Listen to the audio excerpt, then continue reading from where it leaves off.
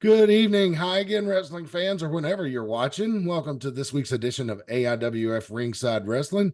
I am Mad Matt Carter, being joined as always by Hall of Famers Brian and Reagan Danzig. And second week in a row, Sergeant Stryker of the Mid-Atlantic broadcast team is joining us.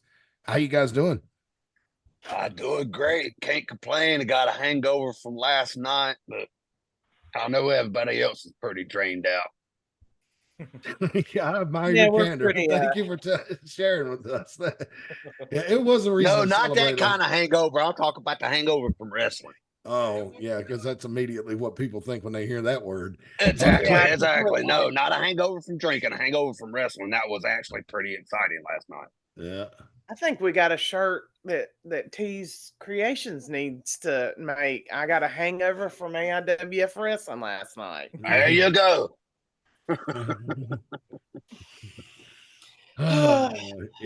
Oh, we're fine. If We're you're tired. yeah, I'm tired too, man. That was a tough night because of the heat.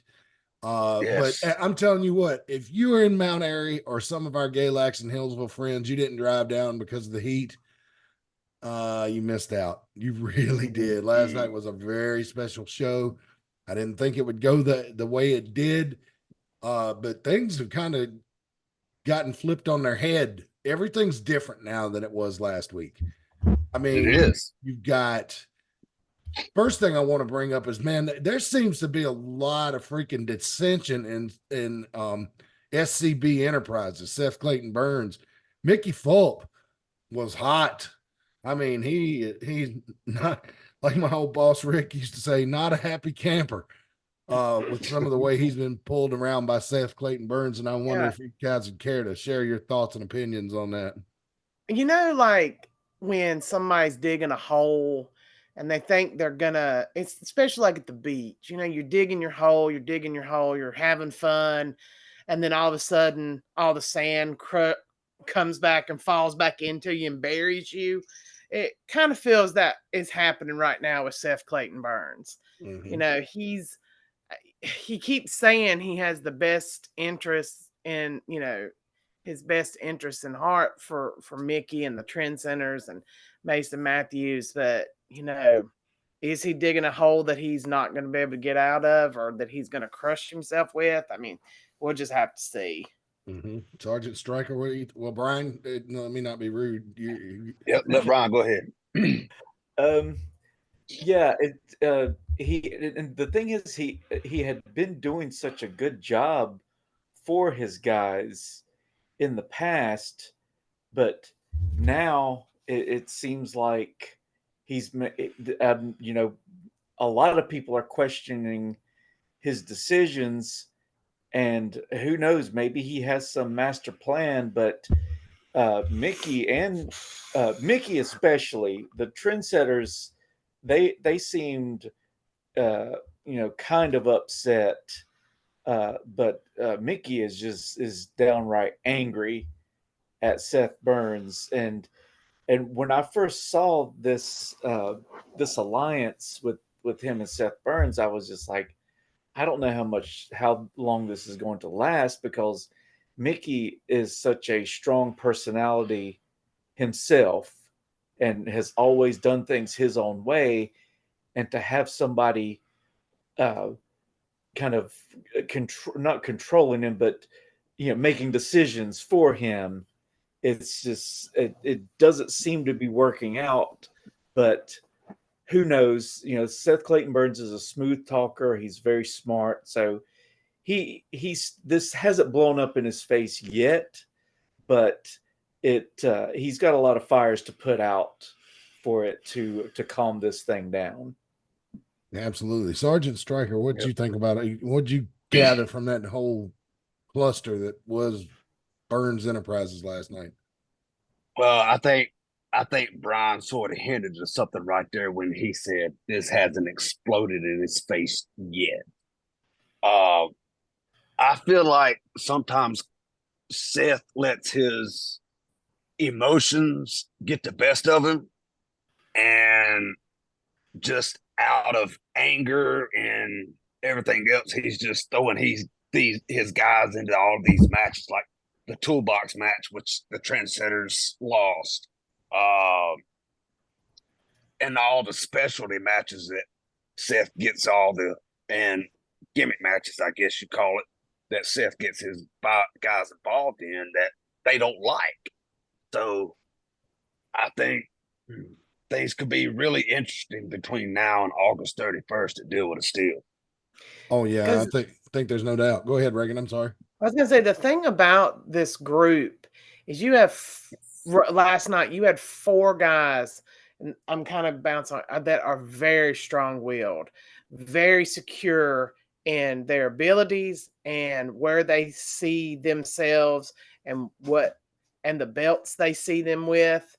And I don't know that you can control a group that is that strong-willed, because you could definitely see the line between Mason Matthews and Seth and Mickey and the Trendsetters. I mean, Mason Matthews says, I've been here 6 years and I haven't got a belt yet. And he seemed pretty damn angry that Mickey has that one, has the TV title, and that the Trendsetters have, I mean, they've been champions themselves too. And he seemed pretty pissed off about that. Yeah, but the thing is with Mason Matthews, yes, he's been there 6 years, but he hasn't been there consistently for 6 years. Yep. If he concentrated his efforts on the Mid-Atlantic, which he has been recently, but if he continues that and works his way up the ranks and continues the way he's doing now, he could definitely win a title. But I think the reason he hasn't had a title in those 6 years is because of the inconsistency.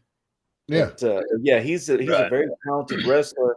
He's got the size and the ability, and he could definitely do it. But yeah, he needs to buckle down and concentrate his efforts in the Mid-Atlantic, and then he will get a title. Oh yeah, he'll win one eventually. Yeah. I mean, I agree, Brian. It's all about reps. You know, I mean, that's why any sport you play, you practice every day so you can be ready for the game. But there's nothing like that game experience, you know.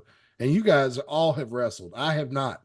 I've been knocked out by a few wrestlers, but that's not a competitive environment within the ring, you know. And so I have to feel like the best thing for you is a live match. Even back then, a cameraman had to learn to bump every once in a while. Well, yeah, I mean, but I was a young announcer. I still don't begrudge Rick Diesel and Brian for dropping me on my head, putting me in that dress. I had it coming. I shouldn't have used that kind of language on the air. But still, you know, I try not to be an asshole these days, but you know, it comes easy. I'll tell you that. That's why I have to fight it so hard. Oh yeah, but exactly. I know what you one mean. thing I noticed about last night though was, the Trendsetters didn't seem to be all that upset at the beginning. They were kind of just listening to Mickey. Well, when Burns kind of sideways chastised them for losing the toolbox match, the mood took it, the whole thing took kind of a turn with them, because I had talked to Pretty Boy Lane after the toolbox match, and even though they lost, he wasn't happy that they lost, but they had a hell of a match, and he thought they were in it until the end. I mean, he was disappointed, but he wasn't upset. You know what I mean? Like, damn, we lost. Okay, well, let's try again. And when he even said last night that saw on his face, he did not like it one bit. Like, dude, are you serious? Yeah, because when he said that, they were like, we didn't even want to be in this match in the first place. Right. That's what I was getting ready to say. They were fighting his battle. He has this thing against Ty Tyson, and he put them in the line of fire to get his revenge on Ty Tyson. But, you know, not to take up for Seth Burns, because, you know, he gets on my nerves. You know, they left out the fact that Seth gets in there too. I mean, he does everything he can to help his guys win, putting his own body on the line. Last night, I don't think we haven't got that far yet. He did that, and it didn't work out very well for him. But, you know, he does put himself out there for his for his enterprise, but I can Yeah. see where there's chaos in the ranks now. And Well, I wait mean, till I this feel comes like out. Wait till this comes out on YouTube. And this comment that I'm about to make will make sense. It took Seth Clayton Burns too long to take his pants off. yeah. Yeah, and fans, if you weren't there last night, you will get that joke when the video comes out on YouTube in a few weeks. So just hang with us. Hang with us, yes, Yeah. exactly. Did Yeah, it I not? mean- Didn't Lane and Case and Kane? I don't know. I had an old school vibe last night. They wrestled one of the most perfect tag team matches I've ever seen. They cut off Ryan Manis every time he went for a tag. They were able to stop him. I think I counted 5 times in a row, but that's after I Yeah. realized what they were doing. And I told Pretty Boy Lane after the match was over with, I was like, I have heard legends about Gene and Ole Anderson, and I saw Ole and Arn when I was little, and y'all were cutting the ring in half. They It was were. amazing. Yeah. It Yeah. was. I mean, I think it's easy for some people to kind of brush them off because they're not the biggest guys and they're, Flamboyant. cute and I like mean, they're like 210 pounds combined, soaking wet, but yeah. but I think it's easy to blow them off, and they are. Yeah. I think that they are showing what tactical tactical ring generals that they are becoming as a tag team. Mm-hmm. Yes. I mean, you can't take it away from them. I mean, look at them. Yeah. I mean, they keep rolling all the time. They know what they're doing. And I think that's the reason why eventually it's going to end up blowing up in Seth Clayton Burns' face that, hey, these trendsetters, they know what they're doing. Why am I putting them at risk? And then the trendsetters are going to say, well, why are we allowing him to do us like that? And, well, you never know what's going to happen. It's becoming clear to me that the trendsetters have got their eyes set on the AIWF Mid-Atlantic Tag Team Championship. And I know Corey Etzel and Mecca Mercenary have them outweighed by like 3 times, but I don't know. I think it's they better watch out. I will say that much. I think they really better watch out. Let's see. You got to remember too, when I first started coming back around, Pretty Boy Lane was there as part of the Pink Gang and was a partner of Kent Wolf. They held the tag team title for almost a year. Then Case and Kane teamed up with David Parrish inside the Fighters Club, won those titles and held on to them for almost a year. And now David Parrish has moved into kind of more of a singles competitor, and Kent Wolf has moved on. We saw him come back, one night, but I mean, he's wrestling other independents now. And now these two have melted together. And when they first got together, I was like, oh, this is going to be trouble. But they are way better than even I expected. Those 2 guys that are tag team specialists that seem to be hitting on all cylinders right now. Exactly. Yeah, definitely. So people are going to start thinking I'm kissing their ass. So I don't want to give them too many more compliments, but they're doing great. Well, I mean, they do claim that they are my favorite tag team. Yeah, they told you. They have told me that I am their favorite tag team, and I've told them that, hey, you are a very good tag team. I will give you that. My favorite, I don't know about that, but again, I do give it up to them. They are very impressive. Mm-hmm. Well, Lewis Moore came back to be the Lewis Moore, Sudden Impact Lewis Moore. For those of you who know AIWF folklore, was the man who debuted in the AIWF many, many years ago. And in his first match, won the television title and proceeded to hold it for a year. He was a big surprise, but we saw him last night. He's all jacked up now. And he came to the ring as Ty Tyson's special enforcer, but as you're going to find out in the weeks to come, that lasted all of the length of the match. And he turned on Ty Tyson. They zip-tied Ty Tyson to the ropes. A big, huge fight broke out. Almost a whole locker room was involved in it. It spilled out into the fairgrounds there at the park. And they whipped Ty Tyson with a belt. And it was a savage beating that made children cry and people in the audience blow their stacks. It was dangerously close to the night that JAC grabbed Rose Tyson and put her in a chokehold. Not as many bodies flying around, but you could certainly feel like I don't know. It was just that feeling in the air, like, oh, this is starting to get dangerous, Yeah. And I'm standing between the ring apron and the crowd filming for the fan cam thinking, maybe it'd be a good idea to buy a helmet for this type of situation and just like maybe hook it to my belt.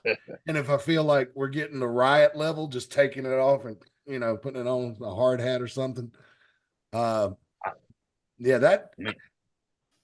I didn't foresee Lewis. I mean, I know Lewis can hold a grudge, but goodness sakes, this many years. I mean, I can't remember. We saw Lewis in AIWF to wrestle the Rock and Roll deal with Steel a couple of years ago, but before that, how long has it been since he's been here? I can't remember.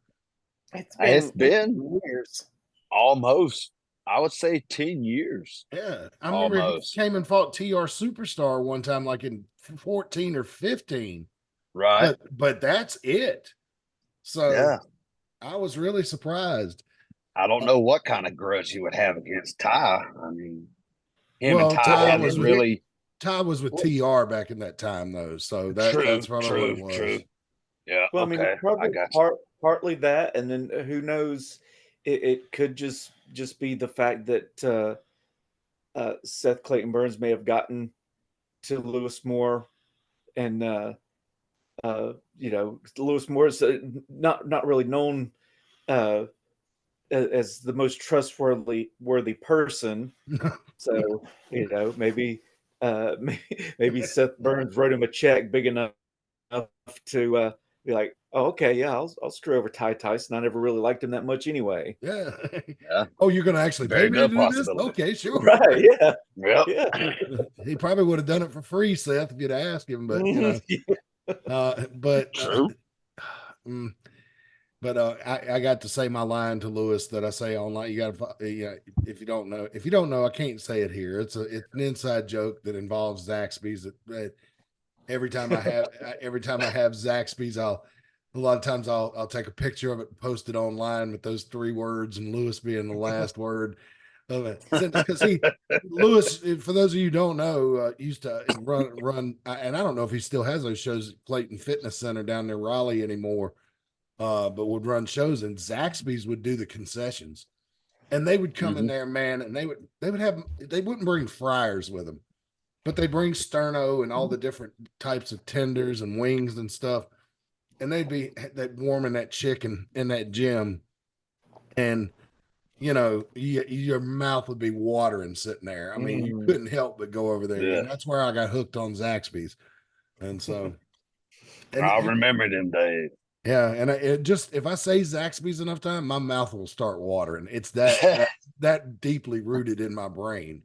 It's just like now I'm drinking Prime all the time because of freaking Logan Paul advertising on the turnbuckles on WWE. Justin Flash says that Lewis's organization had a show in October at Clayton Fitness, but I think they're not consistently through the year. I think they have a couple of big shows because they do that Ivan. Yeah, they do that. Tournament. Yeah. Yep. I remember when it was just the Ivan Koloff tournament. That's when I met him down there. And Uncle Ivan was a cool dude, man. He really was. Yeah. Yes, he was. Very nice. I was like, I told him, I was like, I can't believe it. I said, I'm standing here with the guy who sold out the Garden with freaking Bruno like that. And he reminded me they did it twice. But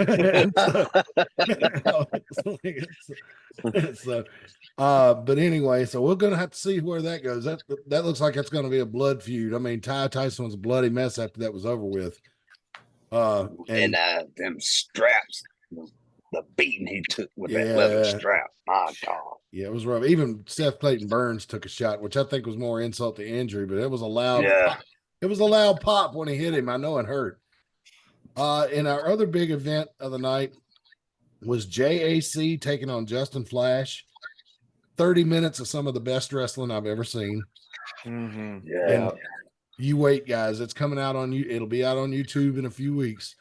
But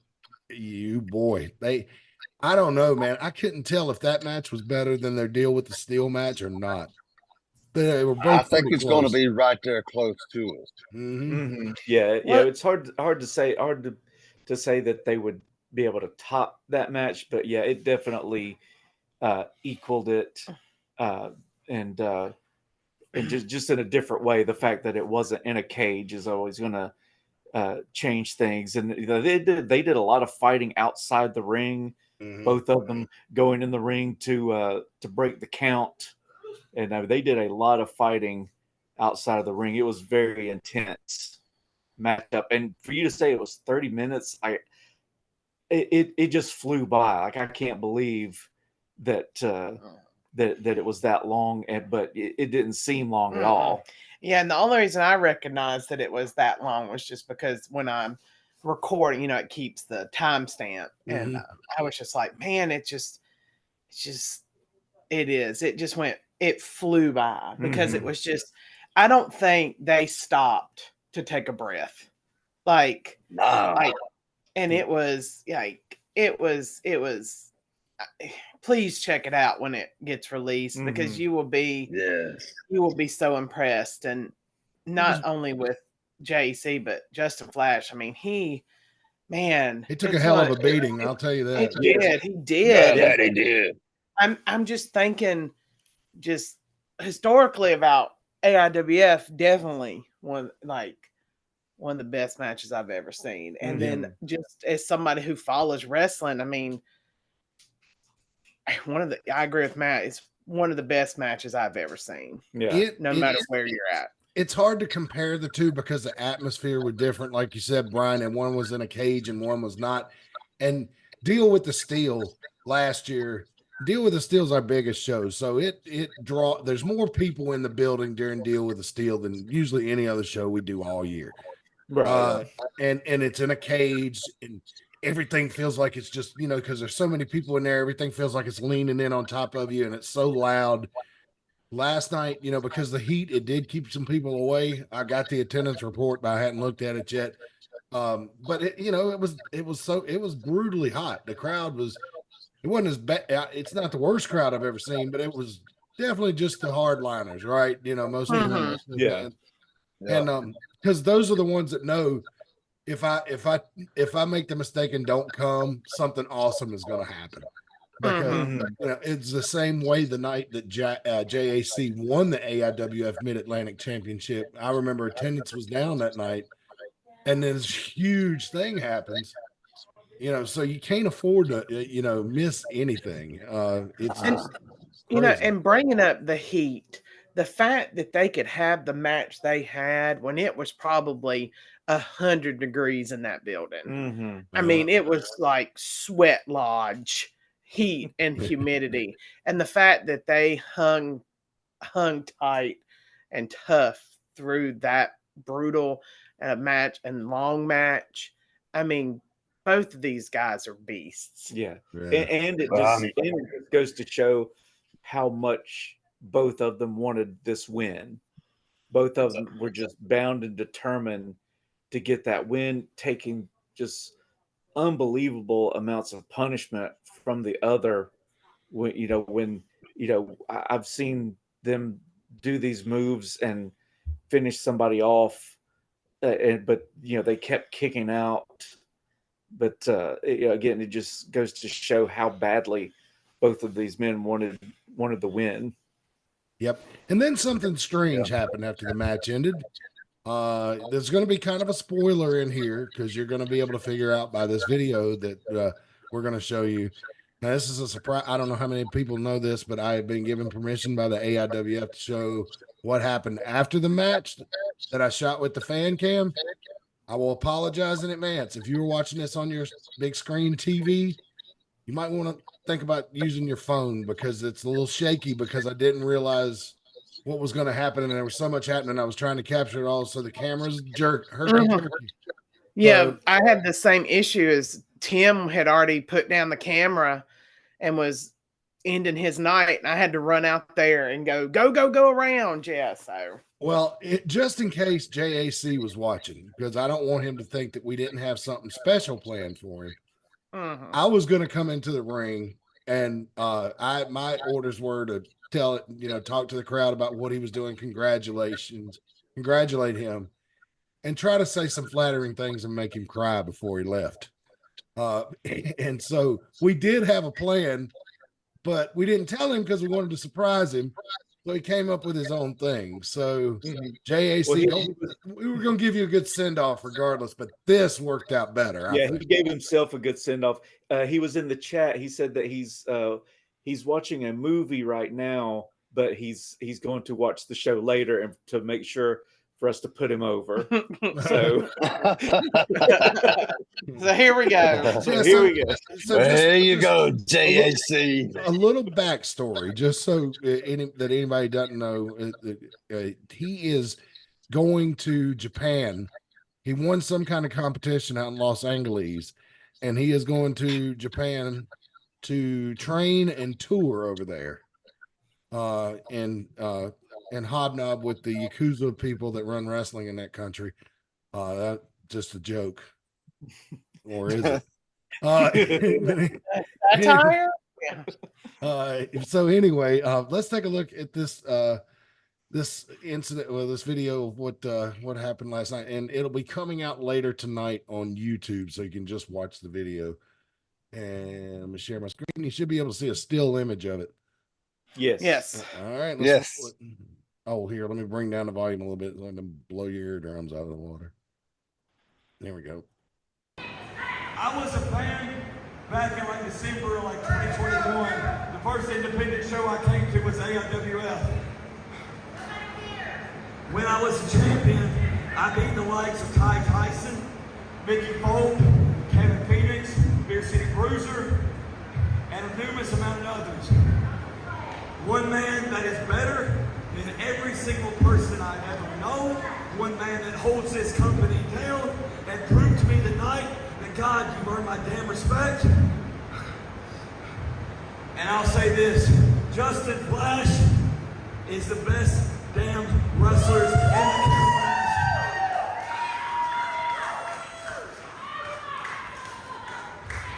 I might not like you, I might not like your kid, but God dang, you earn my respect. I'm going to go wrestle in Japan now.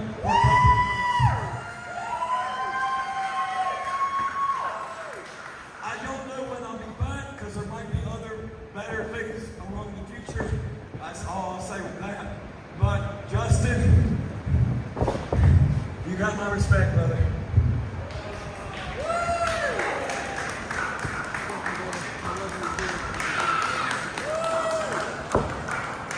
Yes, ladies and gentlemen, we may not be seeing JAC for a while as he travels to Japan, so whether you love him or hate him, let's give him a big round of applause.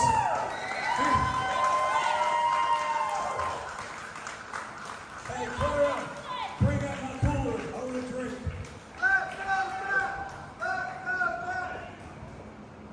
I got to touch the Justin. Don't worry, it'll come back. I'll pick it right back. I'm toast right here.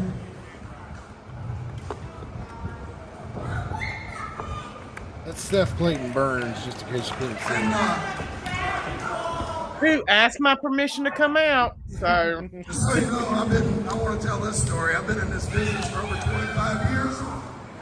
And the first riot we ever had in this building, thanks to you, sir.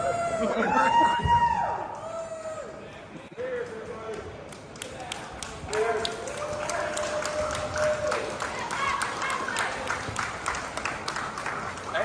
I don't see y'all again, thank you all so much.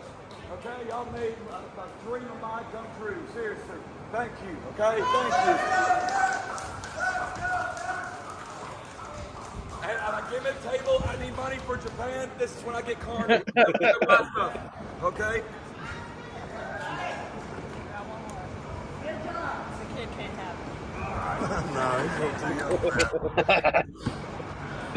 All right, now buy my stuff. I'll be at my gym table.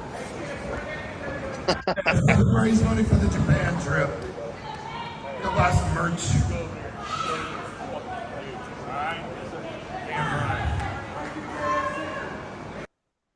And that's that. So very nice. Very nice. Very nice. Yeah, because everybody stopped. Everybody was leaving, and they all just stopped there in that corner. Yeah. And just stood and because just everybody's ready to leave, but then Jack got on the mic and asked everybody to stop, and they did. So everybody, all the fans were still in that back corner there behind the camera, and he said he wanted to drink, and he was handing out what I thought were beers. I was like, sure, I'll take one, and then there were Jack and Cokes. Yeah, the pre-mixed ones. Yeah, that's why you didn't see my hand reaching for one of them, because I had to drive. I was just like, oh no, we're not doing that. If it had been a Miller Lite, maybe, but but no. Hey, they're not that strong. One's not going to hurt you. I had my first Jack and Coke when I was 15 years old at a country club. I think the statute of limitations has run out. I won't say where, but I was the bartender. Well, see, gives me this big glass about like this, right? Fills it up with ice, pours Jack Daniels in it all the way up to the top, and pours just enough Coca-Cola in it to turn it black so the adults wouldn't realize what I had. And I was like standing there with a stunned look on my face, and he said, "You order a mixed drink in a country club, boy, you get a country club mixed drink. Finish it all." And I'm just like, bartender was like almost in a threatening manner. I was like, so anytime. And I tell you what, I don't know how my folks didn't figure it out, because I was buzzed to the gills that night, buddy. I'm telling you, off that one drink. Well, I can tell you that the alcohol content between what you had and those little cans and that was passed out last night is a whole lot different. I'm sure. But I'm excited to see where Jack goes. He kind of dropped sort of. I mean, he kind of hinted that he has something lined up after Japan, but of course, I'm sure he can't divulge that, and I'm sure that until the ink's dry, you can't really say anything for sure. But yeah, he kind of hinted that once he gets back, that he may have something big lined up. So good. I'll be excited. To see what that is. Yeah, I mean, this guy. I mean, whether you love him or whether you hate him, I mean, like he said, he started out as a fan in the AIWF in 2021, sitting up in the bleachers. And this is only 3 years later, 2024. So look how far he's come in just those 3 years. And I mean, he is a machine. He is a beast.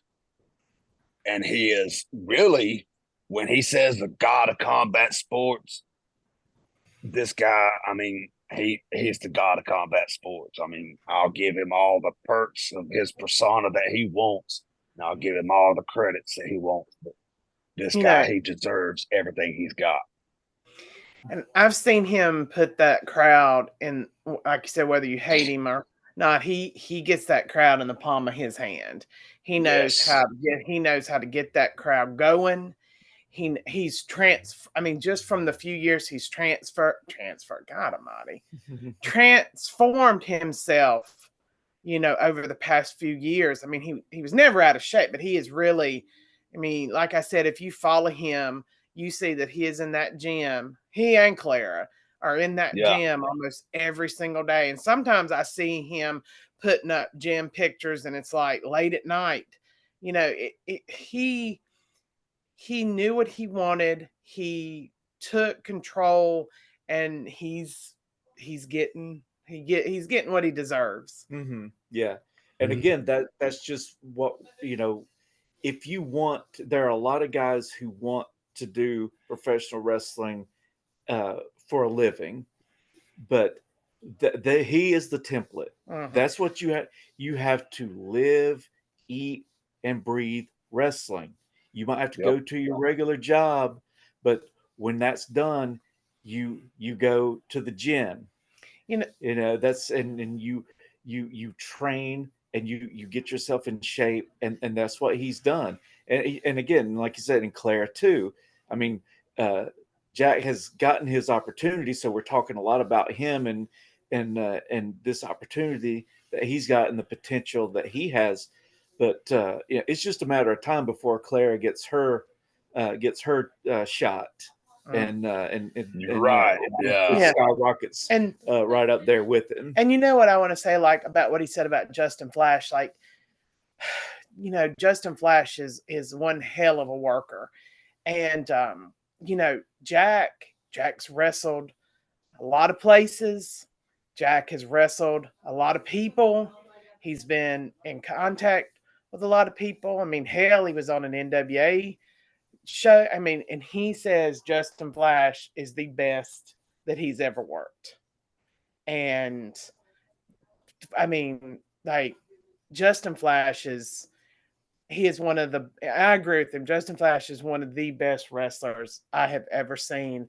And seeing him and Jack go to war the few times, I mean, the times I did, I'm going to hold dear in my wrestling Mark Hart, because it was some of the, I mean, it was some of the best wrestling I have ever seen.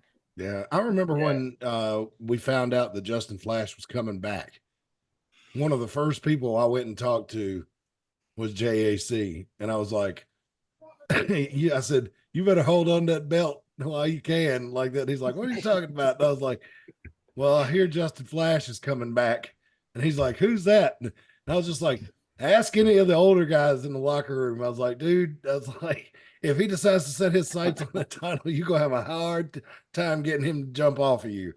And, and I mean, at first, JAC was able to fight off Justin Flash, but he keeps coming.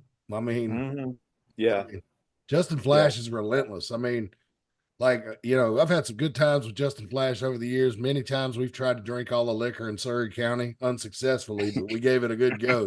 But man, when it comes to wrestling, if he sets his eyes on something, you watch out. I mean, just incredible. Incredible. And to me, I think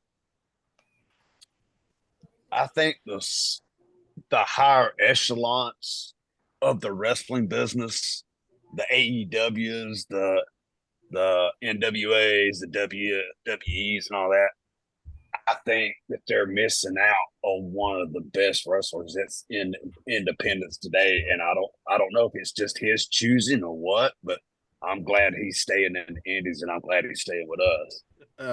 Justin Flash has other interests, man. He's not one dimensional. That's what it is. It's again, like we said with JAC. JAC lives and breathes wrestling. He's a married man, but he doesn't have children. Justin Flash has a family, and you've heard the guys like Mick Foley and Flair and like Ricky Steamboat, as big of a legend as he was, everybody talked about how he would have been bigger. He would have been right up there with Ric Flair, but he chose his family over wrestling too many times to get to that higher level. And so, and that's basically what it was. Is in order, you have to put your life on hold to get to that point, and Justin Flash just wasn't willing to do that. Don't forget, he's happy at the level he is. He's got. I mean, he is a family man, and he still can throw down. So who knows? Who knows who might see this JAC match and be like, hey, we need to. You just don't ever know what's going to happen. You don't. Exactly. And the thing about Justin Flash too is I've tried to explain to everybody, while he was gone from wrestling, he was not gone from athletics. Justin Flash is also a big baseball fan. He tried out for the Braves every year until he got too old to go to the open tryout. He then switched his attention to softball and has been playing softball every summer since he left wrestling. I mean, he played, I don't think it's just one team either. I think he's in like 2 or 3 leagues all summer. So Yeah, because Yeah. it's not like he I think put I've seen pictures with all his rings because I mean his softball teams always are winning those rings. So it's not like he abandoned athletics. And he explained to me that when he decided to come back to wrestling, he had to switch the way he trained because it's a whole different kind of training. And I had heard Brock Lesnar say that one time, like when you can't just switch back and forth to WWE to UFC because the training regimen you have to do to adjust to either style is so different. And I imagine that is with like baseball and wrestling. It's two completely different ways you have to train. Anyway, I don't know anything about athletics. I know something about all you can eat seafood buffets. Yeah, I know. I know. I know both. So. I need to. But yeah, to play. He said he played year-round travel teams. Oh, like okay. to think about playing softball year long, and that's just I'm too lazy for anything anymore. So that's hardcore, man. Hardcore. Let me read some ads here. Let's see here. You still have that one up. Am I showing the ads now or no? Yes. That's the reason why I said you still have that showing. Yeah. All right. Premier Auto Detailing can handle all kinds of residential and commercial jobs. They operate in the Mount Airy, Surrey County area of North Carolina. They can get that old jalopy looking showroom new if it's been on blocks in the backyard for about 15 years and you want to get it shined up, take it to town because you finally got a new transmission for it. Well, Premier Auto Detailing can help you out with that. If you got a used car lot or fleet for your business that you just don't want to hire another man to clean up, you can because it's expensive taking on a new employee. You got to do benefits, all that other kind of stuff that just don't ring good for a small business these days. Let Premier Auto Detailing take care of that for you. Call 336-883-5722 for more information and tell them AIWF Ringside Wrestling sent you. That's 336. That number needs to be changed. Well, I keep hearing that, but nobody ever tells me the number to change it to. So, and we're not going to do it on the number that I text you from. Oh, okay. All right. Unless somebody else is keeping it going or whatever. I haven't done much with it anymore. I would like to, but now that I've got more time and I'm not working and everything, but unless somebody else is taking it over, that number needs to be changed to my number. All right. Cool beans. We'll get to work on that. All right. Tees Creations Custom Apparel. They have got your t-shirts, sweatshirts, hoodies, front license plates like you see here. They handle AIWF Wrestling, Mid-Atlantic Wrestling merchandise. Yeah, you can see them. So if you're one of the wrestlers out there, want a t-shirt made, just reach out to them. You know who runs it. teescreations22.com. Tees Creations by Allied Apparel on Facebook. They're on TikTok at Tees Creations and on Shopify. So check them out. Tees Creations. You don't have to. I'm not going to say their name on the air, but you know when I say there is a t-shirt shop in Chicago that handles wrestling t-shirts for independents and all that kind of stuff. You don't have to go through that nationwide third party and have those long waits anymore. You've got a t-shirt factory at your disposal here locally. Hear me now, wrestlers. You have Oh, sorry. I was going to say, I know last night she says she now has the capacity to, like what you're saying, do like real short shirts, like, so she has the machinery to do it. Mm-hmm. And I interrupted you. Sorry. Yeah, that's all right. But yes, you have wrestlers. You have a t-shirt factory at your disposal. And believe me, you will, if you're with the AIWF Mid-Atlantic, you're going to probably get a pretty good discount, and be able to get maximum profits.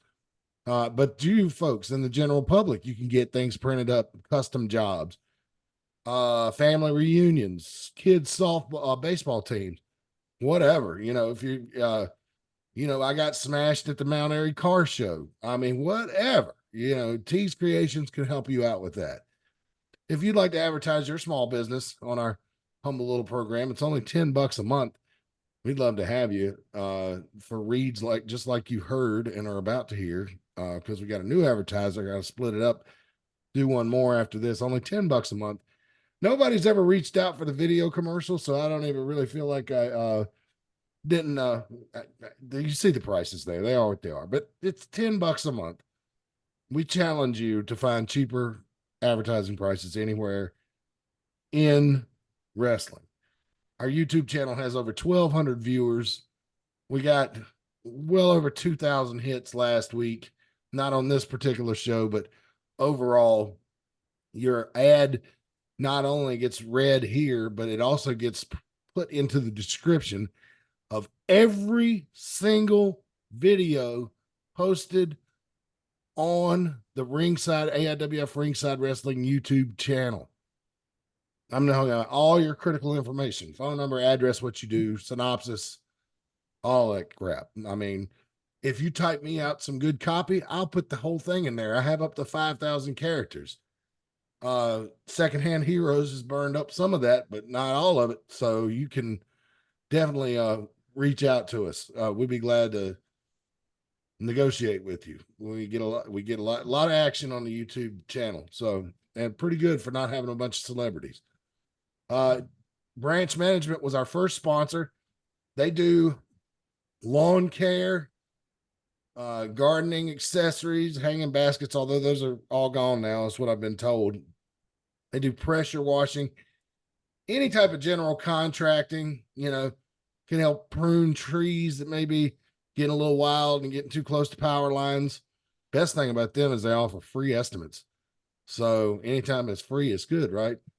So free estimates, reach out to them, 336-648-2487, 336-648-2487 for Branch Management, and tell all of our sponsors AIWF Wrestling or AIWF Ringside Wrestling sent you. You can tell I'm tired.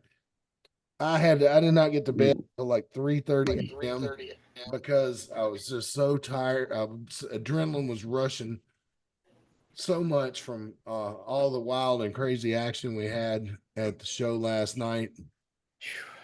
I just sent you a text apologizing for the interruption. Yeah, I saw it. My ad read. I'm like, I did not. Yeah, I was up late, and so I apologize. Usually during the ad reads, I don't say anything unless asked. So that was an anomaly if you're looking for advertising. Yeah. Sorry. That's all right. I've thought about recording them and just playing them to save my voice on Sunday nights, because I can come in here in the middle of the night and just sit and do take after take after take and pick the one that I want. But when I'm doing those takes like that, I'm not using my natural sound and voice. Like, I'm trying to be prim and proper and use a wrestling announcer voice now, but I use my radio voice, Secondhand Heroes and Home for Wayward Villains, so it don't flow as naturally. So it sounds more studio. So, and I like the spontaneity of doing the live read too. It's old school radio stuff. So anyway, talking about another guy who came through the Mid-Atlantic. Now, he did not spend the bulk of his time in the Indies in the Mid-Atlantic. He was down in what's that wrestling in Greensboro? LeBron Cozone's involved with Firestar. Firestar. Yeah. We're talking about Javon Evans. I need to say it right. When I see the name spelled like that, I tendency to say Javon, make it hard, but it's pronounced Javon Evans. He was Jay Malachi when he was here, and he had gone down to NXT, and I guess we're well enough into the program I can say it. He's fucked around and got himself in the main event of a PLE coming up for NXT in a couple of weeks, July 4th weekend, as a matter of fact, when WWE's Money in the Bank weekend in Toronto, and NXT is going to have their special on Sunday night. And Javon Evans is in there going challenging for the NXT championship against Trick Williams. Very proud of him, but he won a battle royal this past Tuesday night to get that opportunity. But then had, who was it got up in his face? Did y'all watch that? I watched the clip. I watched it on, but I don't know NXT people's names, so that's my downfall. Yeah. Somebody got up in his face and he ended up having a one-on-one match and losing it at the end. So lesson learned. Javon Evans in the Indies, yes, you're definitely athletic enough to have 2 matches in one night. But when you are in a WWE controlled promotion, maybe just being bouncy one time a night is enough, and winning the 25-man battle royal was enough. I don't think I'd ever tell. What's her name? Kayla. What's the Rock's daughter's name? The GM there. Layla. Layla. Yeah. Layla. Layla. Yeah. Yeah. Don't ever tell Layla you got another match in you, buddy. You don't want to do that. That's going to lead to injury at that level, my friend. So just my advice. Did you see the sign in the crowd that said that boy's bouncy? Yeah. Yeah. I thought that was funny because you had said that about him. So. Well, that's kind of his thing. Like when he said on his very first interview at NXT Level Up, he's like, "We're about to get bouncy," and crowd picked it up, and it's part of his entrance and all that kind of stuff. His entrance is spectacular now. They have this graphic come up and cover the whole screen, and you see different shots of his face, and it says Bouncy and Young OG and all those names that he used in the independents. And then some way, shape of effect, it comes back, and it's like he walks into reality through the graphic. It's so well done. And they've only been using it a couple of weeks, but he probably hadn't even noticed it because he doesn't see the graphic on the way to the ring. He just walks through the curtain and walks down to the ring. But like, it's really cool. Like it's a really cool. It's like you could tell that they're investing some work in this kid. He is a phenom. They've said it. And in my life, how many phenoms have there been? Well, let's see: Jimmy Superfly Snuka, The Undertaker, and Javon Evans. So pretty elite company. That's why he's only 20 years old. In other words, kid, we're all got our fingers crossed you don't fuck this up. Exactly. But I think he'll be fine. He's a humble kid. He's got a good head on his shoulders. And I think even though he's bouncy, I think he has less likelihood to get in. Knock on wood, if where he's at than if he had gone somewhere else. So, yeah, without a doubt. If he'd gone over to the other channel, they'd have him jumping backwards through plate glass windows by now. But remember, he's only 20 years old, so his bones are still made of rubber. So if he can get a good fundamental base on it, by the time he gets old enough that this high flying stuff's getting where it hurts a little too much, maybe he'll be able to switch up styles pretty easy. He's pretty athletic. I don't see why he wouldn't be able to, but let's not focus on 10 years from now. Javon, just keep doing what you're doing. Do you. Don't worry about what we think. We're just pulling for you over here. So that's right. Yeah. I know that we don't watch WWE as much as you do, but have you seen somebody this new coming straight from the indies that has gotten this much of a push from NXT and WWE? I know I'd never heard of it. No, it's unheard of. Right. So the people who own this billion-dollar company, who have done who have built this empire, see this kid and they're like, we see something special in him, and we're giving him a chance, and we're giving him this huge push right out of the gate. So I mean that tells you something right there about this guy. Yeah. Oh, yeah, exactly. And you're 100% right, Brian. I've never seen. Normally, the pace that they go in NXT is, even if you are very special, like Braun Breaker, for example, Rick Steiner's son, right? Scott Steiner's nephew. I mean, he's a thoroughbred, right? Mm-hmm. They brought him up, gave him a good push, got him to mid card and main event pretty quick, but then they held on to him for another year. So usually, even the top people hang around about 2 years before they go to the main roster, and so I wouldn't want Javon Evans. I don't think has any place, does not need to be anywhere near Raw or SmackDown for at least a year, because that's what I've Yeah. seen with other stars. Mhm. But see, the thing about it is success in NXT does not mean success on the main roster.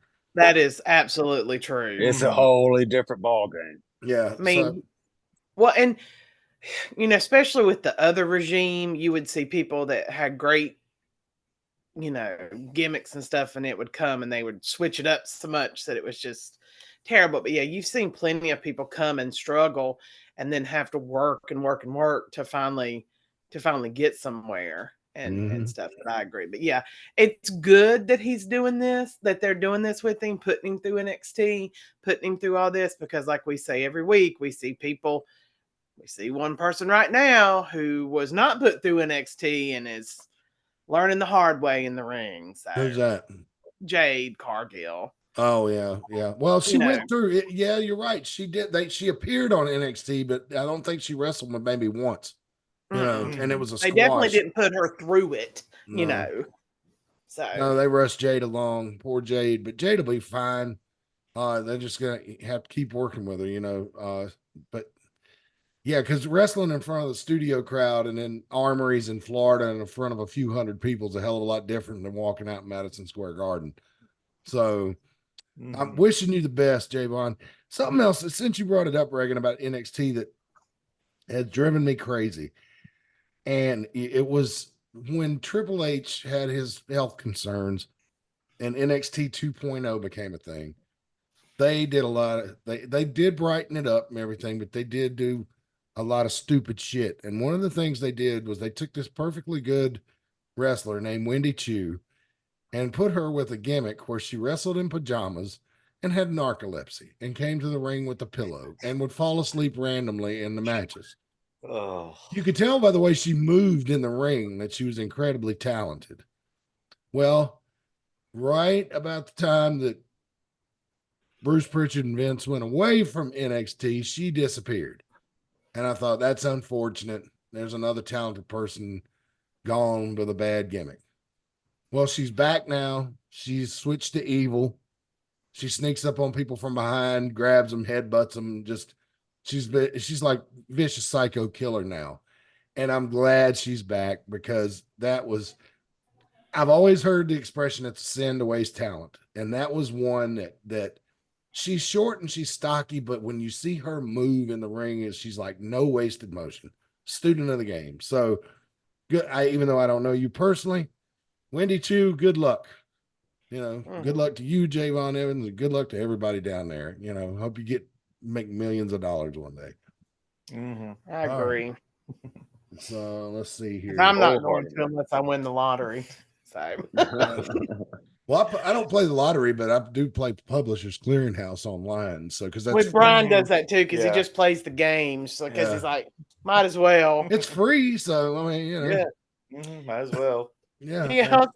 He also plays games that he gets a little bit of money for that he gets through PayPal. So oh, really? That's cool.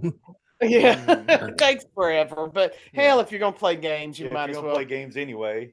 Yeah, I got when I got Apple Arcade, with this new phone we bought, it came with a package from Verizon. So I got Apple Arcade, and y'all know how old I am. What do you think if I had access to Apple's library of video games for the years? What game do you think I downloaded first? Oregon Trail. You are correct. So did I. I love the new version. As soon as you said it, I'm like, Oregon Trail. Yeah. You know what's funny? As we were at a concert Friday night, and there was like this 20-something-year-old kid, and he's looking at his phone. I look over, and he's playing Oregon Trail. And I was like, at the concert. Wow, yeah. Well, I was, we were waiting for the, it was in between the opening band and the headliner, and to pass the time. I was like, is that 20-something-year-old kid playing Oregon Trail? So, it's a good game. I mean, I thought maybe he was playing during that terrible opening band. So no.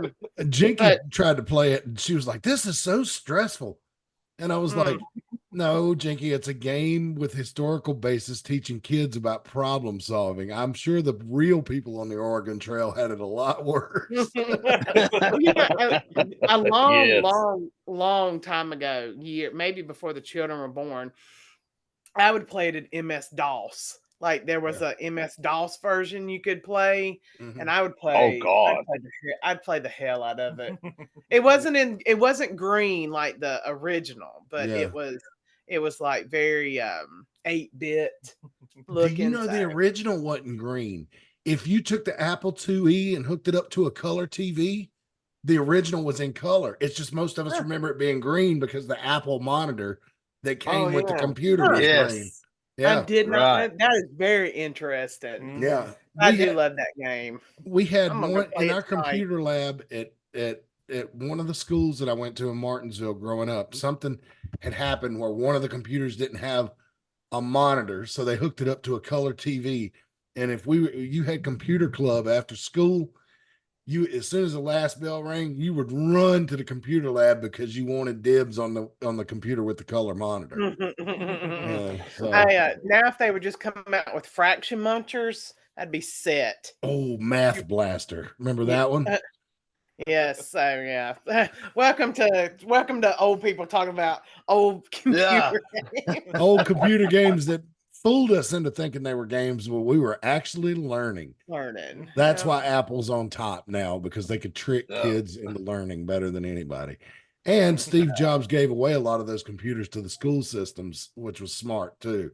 So yeah. Now some games do teach, like my children play Red Dead Redemption, and it has piqued their interest in that time period, and they've spent a lot of time researching it and learning about it and stuff. So, you know, there's some out there that'll teach you history or get you interested in history. Yeah. And then there's other ones that you just go around and chop people's heads off. But those are fun too. So yeah, but those are fun for a different reason. It's good stress relief. You know, when there was when that Mortal Kombat was a thing, they did an article in Time magazine about it. And the writer was like, but you know what? Sometimes after a stressful day at work, going home, firing up Mortal Kombat, playing as Kano and ripping somebody's heart out is just the best kind of stress relief. And I was like, you know, I never thought about it like that, but yeah. So anyway, now that we've talked about pulling a heart out and Javon Evans, let's go back and tell everybody about T's Treats, the most delicious sponsor in wrestling. What a segue. Oh boy. Hell of a segue into it. It is T Treats is a stress reliever. If you like to stress eat. Yes. Well, no, the funnel cake can make you as happy as if you're going to heaven. Yep. Okay. Exactly. But then you take that blood pressure, then you're like, oh shit, watch out. I thought he said butt pressure. So I don't know what's going on. No, blood pressure. Read your copy before we get crazy. Anyway, let me tell you about this delicious food. And yeah, I mean, it's not health food, folks. I mean, so, but it is certainly delicious. As you can see, great pieces of delicious dog, decadent desserts. They're known for the desserts. I mean, hence the name T's Treats. I mean, if you like sugar, this is going to be one of your favorite food trucks. And they got frozen bananas, everything. 336-755-8204. They're actually in Wilkesboro right now at some kind of event. That's why Rick Diesel's not with us this week. 336-755-8204. Oh boy. T's Treats, the most delicious concessions in wrestling. Prove me wrong. You can follow them on Facebook as well, too. They always do the concessions at wrestling. So lovely to have you come to your event. Give them a call. Do you ever mention, their ice cream, their milkshakes are some of the best milkshakes I have ever had in my life. Yeah. Their cookies and cream one, good Lord. It's amazing the quality of the food that she has. So it's good. All right. So also our newest sponsor, Secondhand Heroes and Home for Wayward Villains, up around the Lynchburg area. I am sorry, I do not have the copyright in front of me. But I will try to grab that phone number.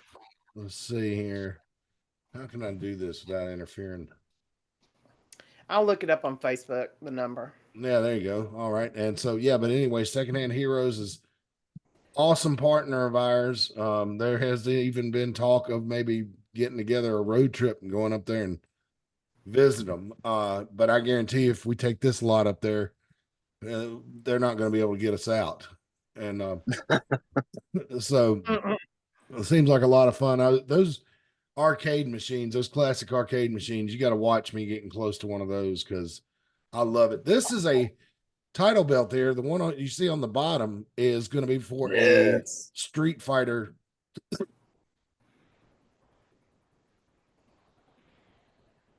Excuse me. Hang on. You're not dying, are you? Please don't die on air. We're all dying. It's just, how long can you avoid it?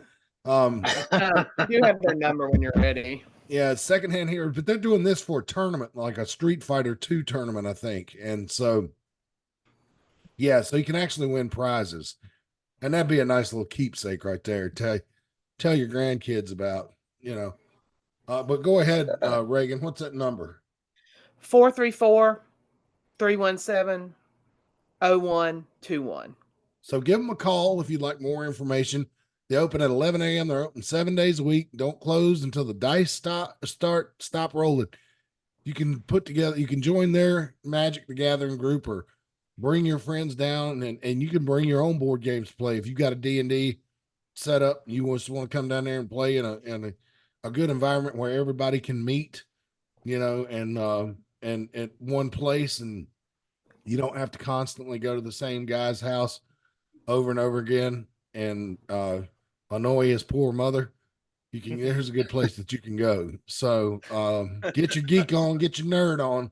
It's Secondhand Heroes. If you're anywhere in the Roanoke or Lynchburg area, this is your place to get your nerd on, your video game fix, your Magic the Gathering fix, your D&D fix, your comic fix, your collectible fix. I got it all, man.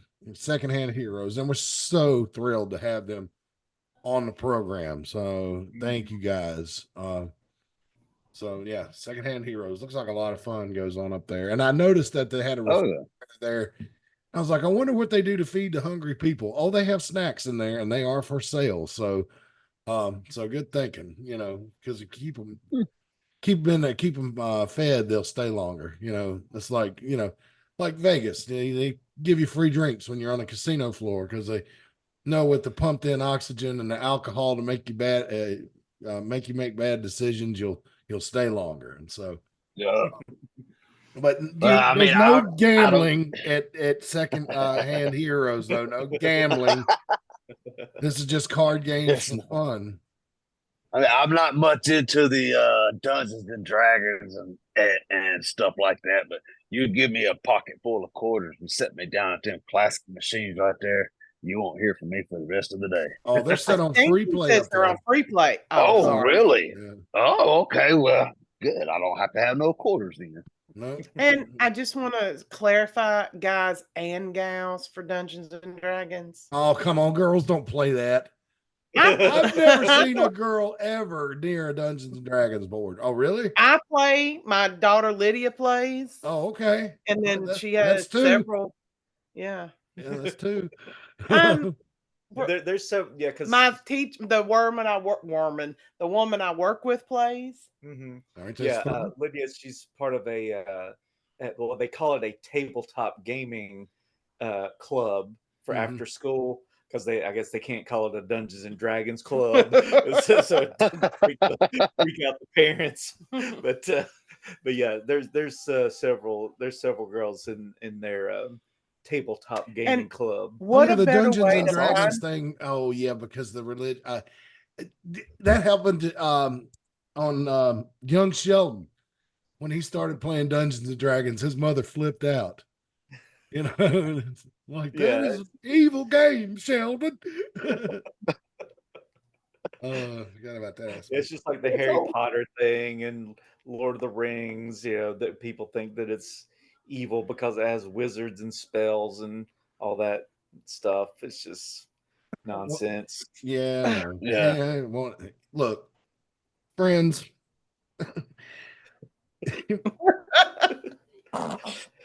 Well, I think it's getting ready to turn Oh bad. Lord, have Friends. mercy. Why do I have that feeling? Yeah, I'll I'm just gonna put let it to you Matt like do it. this: certain. And look, there's nothing wrong with religion. Whatever you want to do you. But if it seems like the people that you go to church with are bound and determined to prevent you having fun at every cost, look for another church home. Okay, Yes. there's some fun ones out there. I promise there are. Mhm. All right, so anyway. Yeah, that Yeah. kind of sticks in If my you, craw because it's my whole problem with Halloween too is related to this, so it's kind of scratching a sore spot with the religious community. So man, if they tell you the water ain't cold, then that's an inside joke between me and Matt now. yeah, no. What is a beautiful and great thing just gets screwed up by people over and over. No, I completely agree. So. Anyway, all right. What are we doing now? I can't remember. I was going to ask you, what did we say we were going to talk about? Well, just the innuendo about we there was I was talking about the Tony Khan library. Yes. And then there was one other thing. Well, let's talk I about don't that remember. first. You can think Okay. about it. So evidently there's rumors going around that Tony Khan is selling the past video library, pay-per-views, TV shows, and everything to I don't Triller. think it's a rumor. I think this is a done deal Oh, that they okay. have sold it to Triller. Yeah, Triller. And- They own Fight TV, FITE. And you can pay for the pay-per-views. So apparently you can pay for AEW Plus and you get all of this for, I guess, your yearly rate and you can get these things. But Triller is they're going to have the pay-per-views. You can buy a single pay-per-view or you can bundle them. But you still have to pay for them.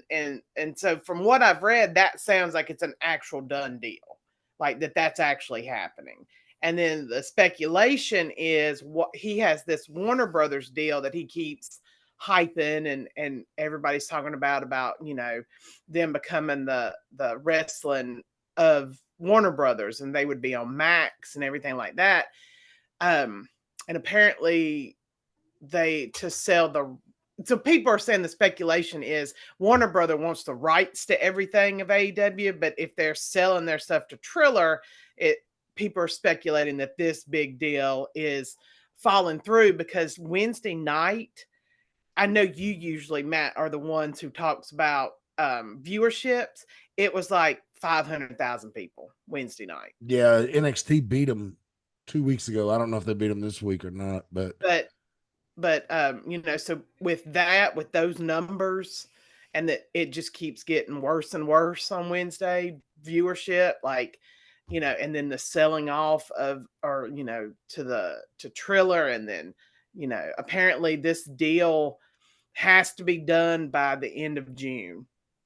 Something I don't understand the business concept of what this period is but it's supposed to be over by June. So if they haven't come to an agreement, what I've read makes it sound like it's not going to happen. So right now, according to what I can find on the internet from reliable sources, one of which was Reddit, which pointed me in the right direction. You say Reddit, a reliable source? Well, yeah, because the guy said, "Hey, I just recently moved out of the U.S. How can I watch AEW overseas?" And they said Triller TV, Fight TV, and there's a service on there called AEW Plus, evidently where Triller handles the international streaming for AEW. So that is what's currently in place. This other deal, rumors and nothing reliable from. I mean, I see Wrestle Talk and Cage Side Seats and 411mania.com. And I would encourage every one of you to ignore whatever you see on those websites. Sorry if you are working at one of those websites and watching the show. I'm sorry, but you guys reporting don't line up with whatever happens, like hardly ever. It's like the National Enquirer of wrestling. Yeah. But it is interesting if this does it. I mean, it is interesting if that does happen, because like, what does that? I think my thing that I don't care about that, or I'm mostly focused in on because they gave the statistics of like how much it's fallen off, Oh, it's and bad. it's bad. I mean, it's Yeah. really bad, and like you can't. And well, oh, I know what. I sent you the thing about Mark Kelly, that was on the Bischoff show. Mhm. That Kevin that Kelly, you mean? Kevin, what did I say? Who Mark. the hell is Mark Kelly? Oh, that's the. Never mind. Saying the same thing about that. They just keep falling off, and Tony Khan can't run an organization, and that they're getting too big, that they're an organization that should focus on being smaller. And I think we're seeing that happen now. Oh Lord, I'm looking at WrestleNomics. Let me show y'all this mess. This is the way they look at the ratings on Cornette's podcast. But this shows the ratings for AEW Dynamite on June 9th. Total viewership, 18 to 49 key demo, and you can see like quarterly. Let's see. Okay, here it is, more clearer version. This is WrestleNomics, by the way. No opinion on this website. They just report the numbers, so it's safe. Trust me. At least the best I can tell. I mean, I don't think Brian Last would be reading it on 2 podcasts if it weren't reliable, but you never know about people. And it shows NXT, Raw. I mean, it's a lot of info here. I'm not going to really get into weeds deep on it tonight, but a new record low P2 plus for a non-preemption episode. New record low for 1849 for any episode. I've confirmed independently the rating measurement is not an error. Dynamite was outranked an 18 to 49 male demographic by the College World Series, ESPN 0.42, and Expedition Unknown on Discovery 0.18. Wow. Wait. They did worse than Expedition Unknown. Is that what you're saying? Yep. That's so fun. We just saw that's the show we were telling you about the host we went and saw, Josh Gates. I just think, and that's a very niche show. Do you know what I'm saying? Like that show doesn't have like it has a great following, but it's not. I'm trying to figure out what am I trying to say. Well, it's about cryptids and lost cities and things like that. Definitely not mainstream. Yeah, and for them to lose out to something that is niche when it's wrestling, and wrestling's so popular right now, that's crazy. Wrestling's still niche. I mean, even Raw and SmackDown only have a third of the audience they did during the Attitude Era. If you want to join their Patreon, it's only $5 a month. They'll give you the first week for free, so you can see the detailed reports. It's only $2 to join WrestleTix. It's just interesting. Mm-hmm. I mean, well, to say that to where they started to where they are now. They started at 2 million. They started at right 2 million when they first started. So it's not. Yeah, it's more about the trend of they had 2 million viewers. Now they have around 500,000. So they've lost 3/4 of their fans. Almost, yeah. I mean, not down to the nub, but yeah, that's getting in that ballpark. Mm-hmm. Yeah, it's unfortunate. Yeah, I feel bad for the people that work there. Yeah, but it is what it is. I mean, you can't give them crappy, but I mean, that's what happened to WCW in the last few years. You know, my heart will not let me watch anything WCW later than 97. You know, we tried to watch something from 99 or so, and we were like, I couldn't. And everybody who knows me on this show knows that I love bad wrestling. Mm-hmm. And it was so bad that I couldn't even watch it. Yeah. And she can't even watch it. She was going to be our person to give analysis for AEW and couldn't even do that. So here's my But I have a busy life. I don't watch Raw either, so maybe it's just me. Raw is a 3-hour marathon into the night every Monday night. If you're going to watch Raw, I would encourage you to do this. And I'm not saying this to crap on anybody at WWE. You motherfuckers got 3 hours to fill every week, and you do the best you can. That's why you get paid the big bucks, but all of it ain't good. I understand. It's a live show. SNL has been on since the 70s. You watch SNL, there's always one or two skits that are terrible. So keep doing what I'm not being critical. I'm just saying it is what it is. You DVR Raw, watch it on Tuesday after you get home from work. And if you see something you're not interested in, fast forward through it. I guess and too, you can hit the main points in an hour, or watch the edited down version on Hulu. That's true. I forgot about that. Now, see me, I'm such a wrestling nerd. I want to watch every segment so I can make notes in my head for stuff to bring up on this program. But, Raw was cool this week, but SmackDown, I knew I had to come do the wrestling show on Saturday, and I got sleepy. And even though I DVR'd it, I forgot to get up Saturday morning and watch it. So I didn't even see it. I just know what's his name Jacob showed Fatu. up. Yeah. That was the other thing we were going to talk about. Oh, yeah. Jacob Fatu showing up to SmackDown. Great. He's in the bloodline now. Evidently hurt Cody Rhodes. So Cody Rhodes is going to start feuding with the bloodline again, which I think is great because they're natural enemies. They have been for a couple of years now. Solo's got his eyes on the title. I don't think he's got a chance. But if you got both Tonga brothers and Jacob Fatu outside running interference, just saying, it worked for Roman Reigns for 3 years. So, or 4 years. How long was he champion? He won it in 21. I know, coming out of the pandemic. He won it right before we came out of the pandemic. Like at the September pay-per-view in 21, I think. I can't remember. And then he held on to it to WrestleMania this year. So, pretty good title run. I mean, and people are excited, we're excited about the Tonga brothers, but they had been calling for Jacob Fatu for like months. Like as soon as this new bloodline was created, everybody, the buzz was, where's Jacob Fatu? Where is Jacob Fatu? Like over and over again.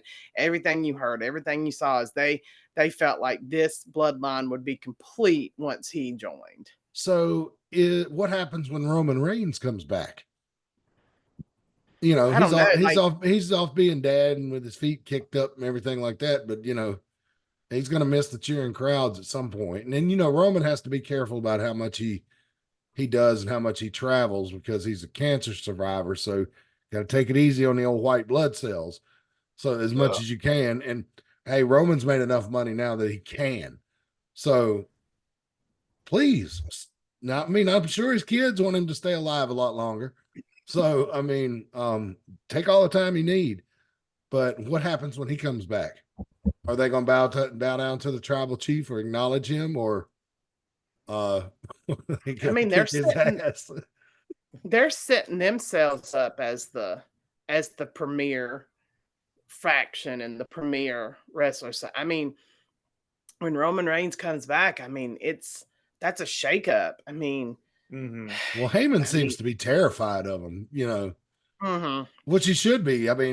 Two of those guys are Haku's kids. So if they giving you a hard another effort there, toughest guy ever in the ring. Everybody says that he's and out of the ring from the stories I've heard. So so he's definitely a guy I'd cozy up to if he was I was in the same locker room with him. We'd be best friends. I promise you that. Because this bloodline seems different. This bloodline seems like more violent, more intense. Like it feels different. It doesn't even to me seem like the same group. It seems like more of a darker edge to it. Yeah. And part of that is because was the Kevin Dunn is not in charge of production anymore, and it ain't got all those herky jerky camera shots where you can't really tell what the hell's going on. I mean, if they're stomping a guy, you're going to be able to see them stomping a guy without the camera moving up and down. And yeah, I didn't notice it because I grew up with it, and I've kind of just watched WWE throughout the years. And I heard people complaining about it, and I'm like, oh, that's not that bad. I don't see what you're seeing. TKO takes over. See what everybody's complaining about for so many years. Like I see it now, now that got something to compare it to. So the Wyatt 6 has showed up on Raw with Uncle Howdy leading the way, which everybody knows is Bo Dallas. Don't know who the other people are, but my count, there are 5 of them. So if they're the Wyatt 6, if we got a Grand Wizard thing going on here, like Bray Wyatt is, still controlling his wrestlers from an altitude of 80,000 feet, like the Grand Wizard did after he passed away. I don't know what's going on, but I don't know if you guys saw the clip where the cameraman's going around in gorilla position and there's all the bodies laying in the floor and the smoke, and Chad Gable looks like he's been shot in the head. So Pat McAfee on the next day on his show was like, he's like, look, Chad Gable's a bully, and I don't like bullies, but it looks like Uncle Howdy shot him in the head, and I think it's taking it a little too far. Just a tad. Yeah, because it did, Just the way a the little blood bit. was. And of course, Cornette shit all over it, but I get the point he's making. It was creepy and it was kind of cool Bray Wyatt type stuff, which I always liked. But they brought up a good point. Like with Bray Wyatt, especially on his last run, may he rest in peace. He was my favorite wrestler. When he died, it broke my heart. But he was feuding with LA Knight and everything, but it was like it never really seemed to go anywhere.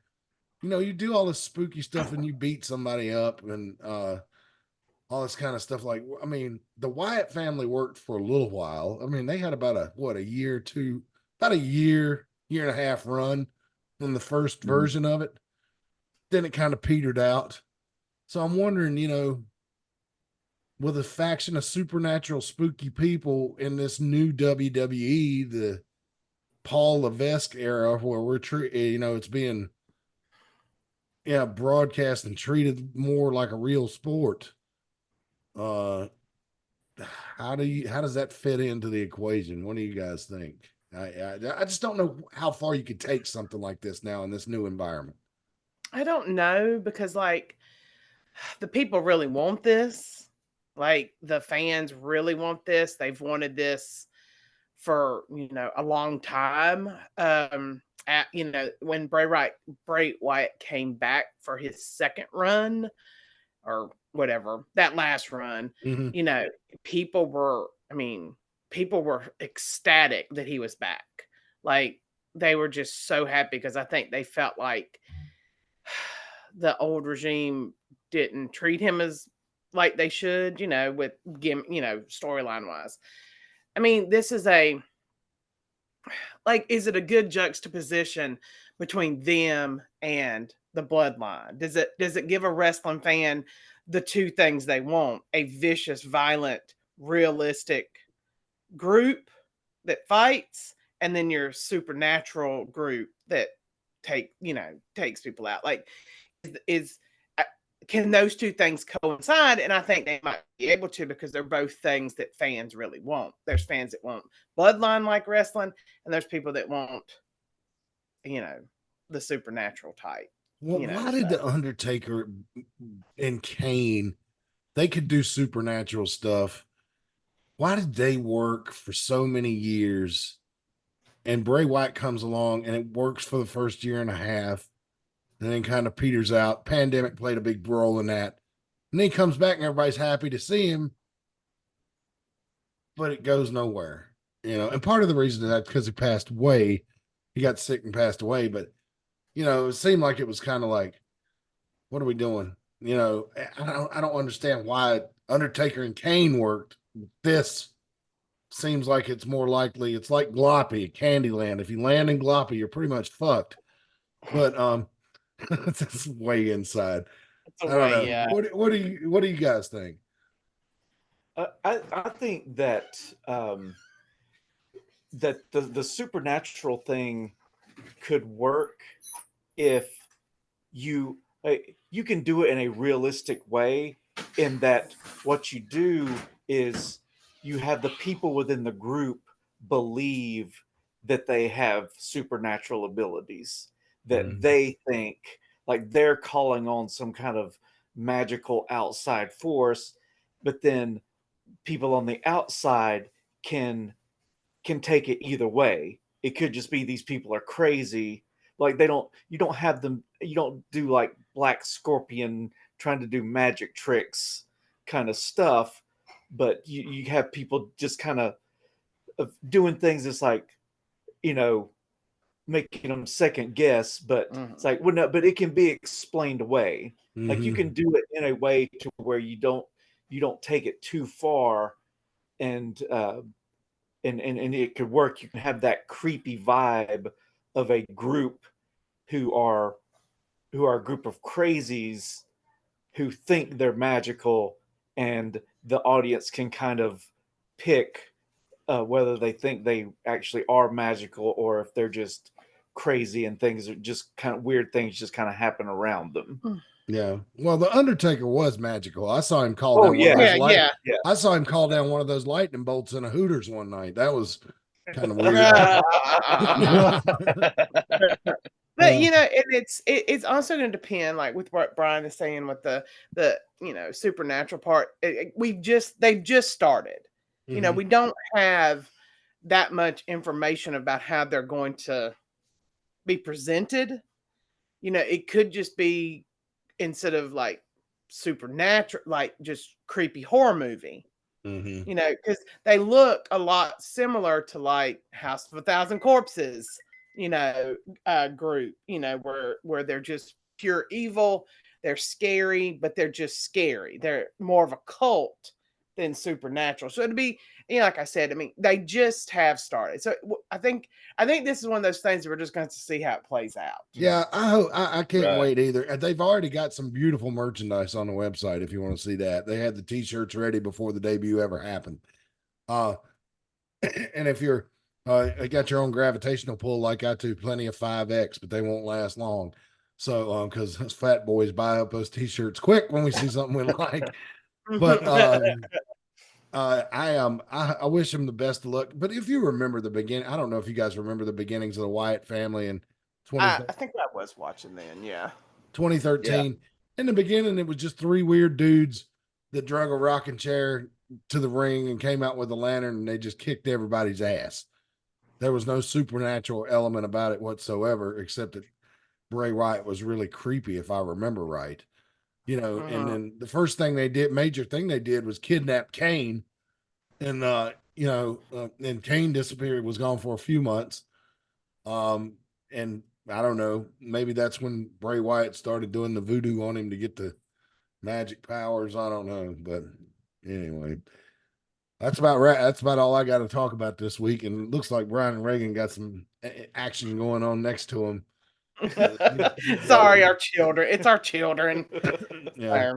We were listening, but yeah, I'm muted so you wouldn't have to hear everything. So. Yeah, I'm not a parent, but I've always thought that Grandpa Simpson giving Homer Simpson the NyQuil when he was little so he'd stop asking questions seemed like a pretty good solution. But I don't know. If it's on The Simpsons, you probably ought to not do it in real life.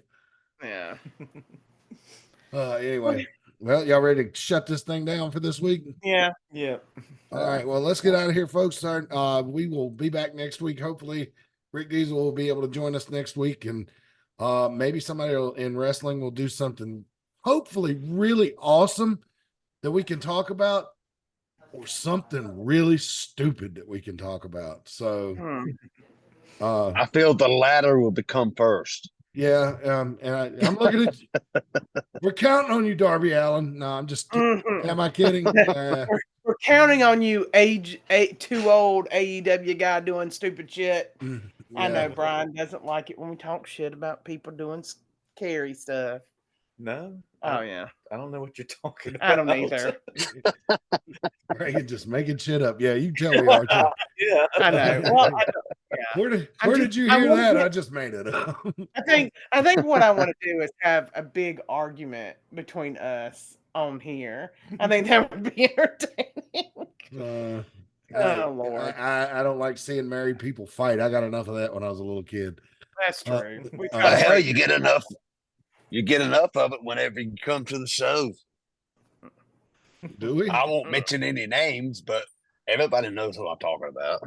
Who fight? What married couple fights at the shows? I don't know. I don't either.